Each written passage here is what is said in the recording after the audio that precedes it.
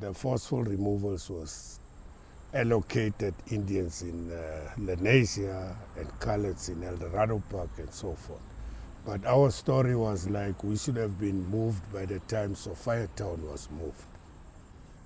Nevertheless, we are bona fides there, we're born in the area, but nothing was considered for us.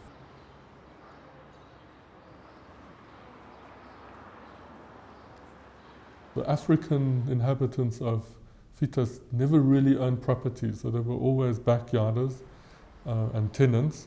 And the irony now is that they have no claim and no stake to Fietas, yet still kind of live there, and that memory lives on in them.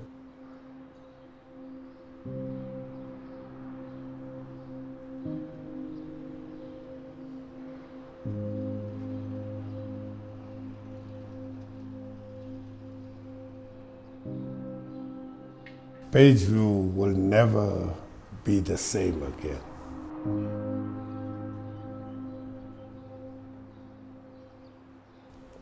Yesterday, Pageview was dead. 14th Street and Pageview were a part of Johannesburg. It was a tourist attraction. It had glamour. It had an atmosphere of its own. It can never be matched. It can never be replaced.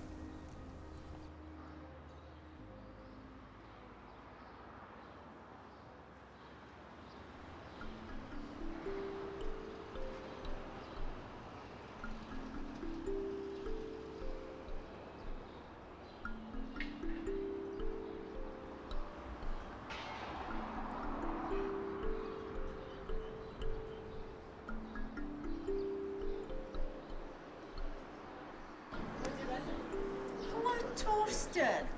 Hi, How are you? Salma. I'm good. How are you? I'm well. Nice to see you. Yes, you too. Welcome to the Fietas Museum. Come on. Thank you.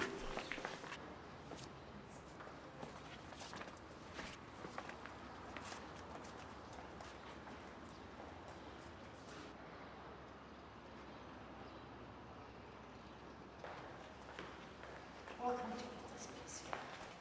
Now I'm going to tell you some very, very interesting stories about Fietas. Now I went to girls' school, okay? And then those 4 classes there, that was, we called it the annex. So when you were standard 4, what year were you born in, Tate? 63. 63? Yeah, 63. Okay. 20th August. 20th of August, 63. So were you born in Fietas? My name is Ntate Ibrahim Modimukwane. I live on the corner of Krause and 10th Street, number 2, Pesco House. It's a shelter. What do I do presently? I'm a security guard. I work on the corner of Wimbledon and Barnes Street in Brixton.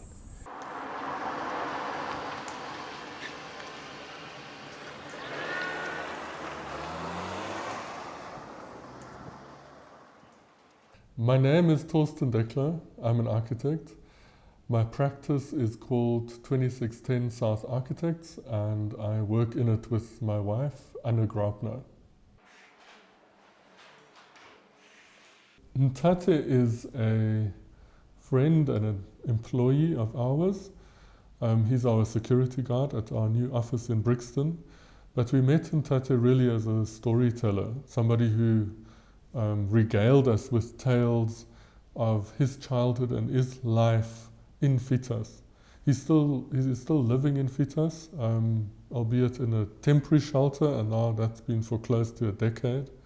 And Ntate's story really highlights the kind of plight of the African backyard dwellers in Fietas, because they were never really legitimate landowners, so they have no claim of title to the land claims.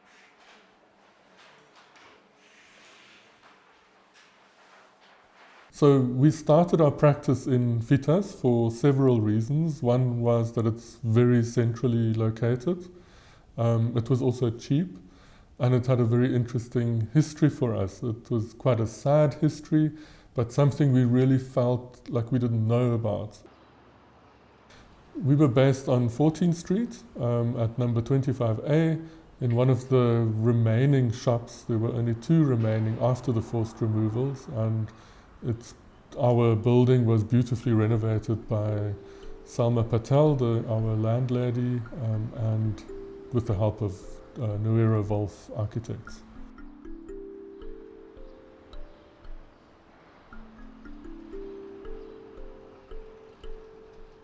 I met Thorsten through 4 of the other guys that have been doing work, bona fides of the area in Fietas. We call ourselves the Fietas Festival. And these are just guys that came to me at the shelter and say they needed interested people who know about Fietas. By luck, I was also born in Fietas and I became part of them. One of the main people that spoke about Fietas in a very evocative way was Manfred Hermer, who published a book of his drawings of Pageview, Vredendorp, which Fietas was the name for it. And it was interesting for us that he was one of the architects working on Ponte Tower, which is a modernist icon and symbol, but that he had the sense of appreciating what 14th Street and Fietas represented as a vibrant urbanity. The architectural relevance of Fietas for me is really tremendous. It's on one level very personal experience that I was fortunate to have.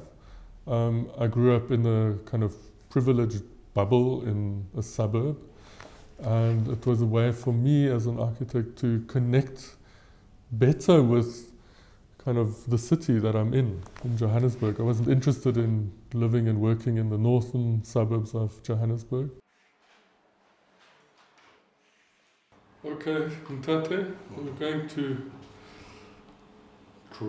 help me draw your house. But I'm going to start with Krauser Street. That's Krauser. And the school was here. I'm going to draw a book. I was born at the premises of number 4, 22nd Street, Vredendorp. My parents rented 2 places, which the other one was on Delray, between 23rd and 24th Street in Vredendorp, known to us as Fietas.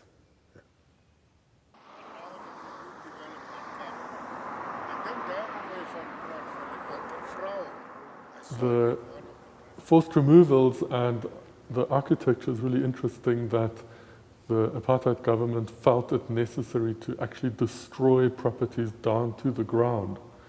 And that for them was a way to kind of eradicate the area. It was done under the rubric and the kind of language of Slum Clearance Act. And I think that's even today in contemporary South Africa a way to move people off valuable land and settle them onto outsides of the outskirts of the city. At one stage, coming back from school, that is where we saw bulldozers. We saw demolishing of some of the properties. We saw trucks that were organized by the city of Joburg taking people per race, per color. All the empty plots you still see in Fietas is land that has never been rebuilt, and they evidence the forced removals. The reason they might have not been rebuilt yet is because there's a series of land claims that are underway. The forceful removals happened in phases, meaning we had to live as vagabonds at that stage, because if you have about 13, 14 parallel streets with houses, as people moved out in phases, the houses that were half demolished or so, we had to go and take our stuff and snatch for the night and so forth. Yeah. Despite Fietas having been, mostly destroyed and people moved out, there is still something that is unique to this area, and that probably has something to do with the original soul of the place. And the things that I notice, because I only ever know it in its current state, is the proximity to the street of buildings. So people have to get to know each other. They invariably get to know each other. So a building was found for us here. It was revamped. It has 2 floors, 50 rooms. So we went in the 22nd of March, 1997, initially. To date, we are about running for 20 years now. It is more called a transitional house, initially. It was to become one of 8 pilot projects identified by the city. With Brixton and Fietas being on the brink of urban redevelopment as part of the Corridors of Freedom strategy, I think it's really important to consider what kind of city we want to create. And 14th Street tells us something. It tells us a story about a tolerant community, a vibrant community. If you look at it more closely, the city functions weren't all separated into this is where retail is, and this is where living is, and this is where the cinema is. But it was all kind of embedded into the residential fabric. So for me, the biggest lesson in that, and that I would take into kind of a future vision for these areas, is that that can happen again. In terms of renovations, and so that building has never been renovated for the last 17 years. So our fate lies on the agreement between Lenanen and the city of Joburg, which ends in 2020, December 2020. After that, we are not sure what's going to happen.